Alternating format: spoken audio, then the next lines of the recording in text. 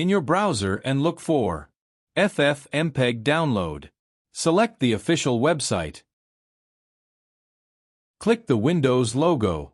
Then click on the link. Windows builds from gan.dev. Click on the link.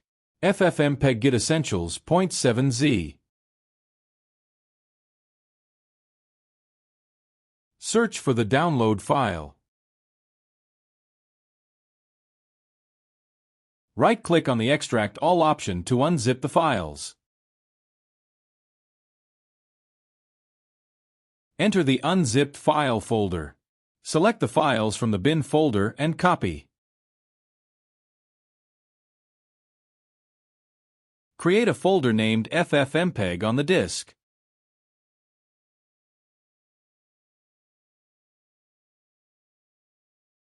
Copy the files from the bin folder to the FFmpeg folder. Copy the path from the FFmpeg. In Edit the System Environment Variables, let's set up the environment variables. Click the Environment Variables button. In System Variables, look for Path and click the Edit button. Click the New button and paste the path where FFmpeg was installed. Click the OK button.